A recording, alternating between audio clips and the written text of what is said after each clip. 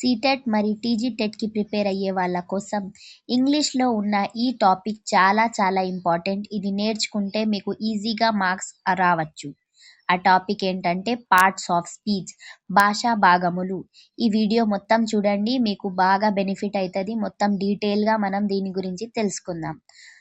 ముందుగా మనం parts of speech ఎందుకు చదువుతారు అంటే, పార్ట్స్ ఆఫ్ స్పీచ్ అంటేనేమో ఏవైతే పదాలు ఉన్నాయో వాళ్ళ ఉపయోగం, వాళ్ళ యూజ్ని బట్టి దాన్ని వేరే వేరుగా డివైడ్ చేస్తారు.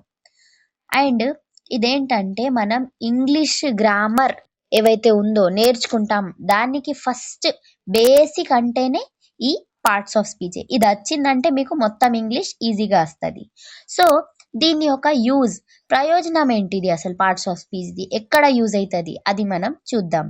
ఈ పార్ట్స్ ఆఫ్ స్పీచ్ మన కమ్యూనికేషన్ స్కిల్స్, మన మాట్లాడే విధాన్ని మార్పుతుంది. మనం రాసేటప్పుడు కానీ చెప్పేటప్పుడు కానీ ఈజీగా మనం మాట్లాడుకోవచ్చు.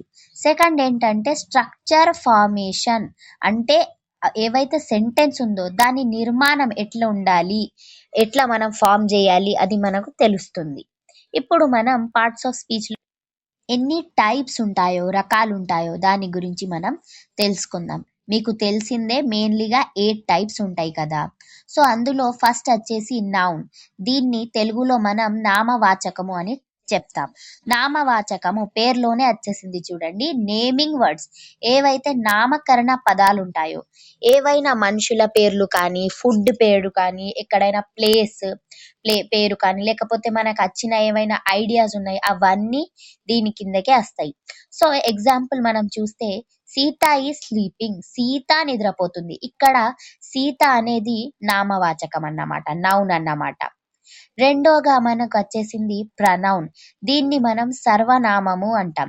దీని పని ఏంటంటే నామవాచకం నౌన్ కి బదులుగా ఊకే అదే రాకుండా మనం దీన్ని యూజ్ చేస్తాం. ఎగ్జాంపుల్ చూడండి, హీ ఈజ్ రైటింగ్ హోంవర్క్. అతను హోంవర్క్ రాస్తున్నాడు. ఇక్కడ అతను అనేది ప్రనౌన్. థర్డ్ గా వచ్చేసింది వర్బ్. దీన్నేమో క్రియా పదాలు అని అంటాం. ఈ పని ఏంటంటే యాక్షన్ వర్డ్స్, అంటే ఏవైతే చర్యలు, ఏవైతే క్రియలు అవుతున్నాయో అవన్నీ దీని కిందకే వస్తాయి. ఎగ్జాంపుల్ చూడండి, I am eating an apple. నేను యాపిల్ తింటున్నాను. ఇక్కడ పని ఏమైతుంది, తినడం. నాలుగవది అడ్వర్బ్. దీన్నేమో క్రియా విశేషణము అని అంటారు. ఇదేం చేస్తుంది, ఏవైతే క్రియలు ఉన్నాయో అవి ఎట్లాంటి ఉన్నాయి, ఎప్పుడైతున్నాయి ఒకసారి డిస్క్రైబ్ చేస్తుంది. అంటే అందులో ఉన్న డీటెయిల్స్ అన్నీ మనకి ఇచ్చేస్తుంది అన్నమాట. మొత్తం డీటెయిల్స్ మనకు తెలవాలంటే అడ్వర్బ్. సో ఇక్కడ ఎగ్జాంపుల్ చూడండి, ఆమె అందంగా నృత్యం చేస్తుంది. She dances beautifully. ఆమె ఎట్లా నృత్యం చేస్తుంది. ఇప్పుడు ఫిఫ్త్ గా వచ్చేసింది అడ్జెక్టివ్. దీన్నేమో విశేషణము అని అంటారు. సో ఇదేం చేస్తుంది, ఏవైతే పదం ఉందో ఆ పదం ఎట్లుంది, ఇక్కడ చూడండి అప్సెట్, వాస్ట్ ఇట్లా. ఉదాహరణ చూస్తే she is a kind person. ఆమె దయగల వ్యక్తి. ఇప్పుడు మనం మీకు ఎంతవరకు టాపిక్ అర్థమైందో లేదో చూద్దాం. నేను ఇక్కడ కొన్ని ఎగ్జాంపుల్స్ ఇచ్చిన, మీరు కమెంట్ బాక్స్లో నాకు ఆన్సర్ చెప్పండి. ఇది ఏ పార్ట్స్ ఆఫ్ స్పీచో, ఏ భాష భాగమో నాకు కమెంట్ చేసి చెప్పండి. సిక్స్త్ వచ్చేసి కంజంక్షన్, అంటే సముచ్చయము.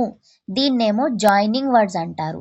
ఇవేం చేస్తుందంటే ఏవైనా రెండు మాటలు కానీ, రెండు వాక్యాలున్నా కానీ దాన్ని కలుపుతుంది అన్నమాట. ఇక్కడ చూడండి, రాము మరియు రవి స్నేహితులు, ఇద్దరు పేర్లను కనెక్ట్ చేసింది. నెక్స్ట్ వచ్చేసి ప్రిపోజిషన్, విభక్త్యార్థ పదము. ఇదేం చేస్తుందంటే దీన్ని కనెక్టింగ్ వర్డ్స్. ఏమైనా నామవాచకము అంటే నౌన్ లేదా సర్వనామము ప్రనౌన్, దానికి ముందుగా ఇది వస్తుంది. దాని మధ్య ఉన్న ఏవైతే రిలేషన్ ఉందో దాన్ని చూపుతుంది అన్నట్టు.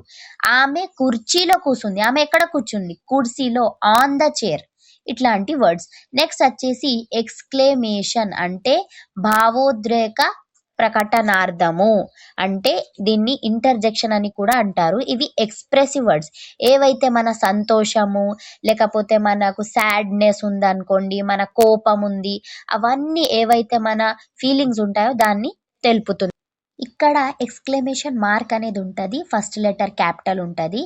ఎగ్జాంపుల్ చూడండి, అరే రే నేను గేమ్ ఓడిపోయా, ఓ నో. ఇట్లాంటి వర్డ్స్ ఎక్స్క్లమేషన్. నా వీడియో కనుక మీకు నచ్చినట్టయితే లైక్, షేర్ అండ్ సబ్స్క్రైబ్ చేయడం మర్చిపోకండి.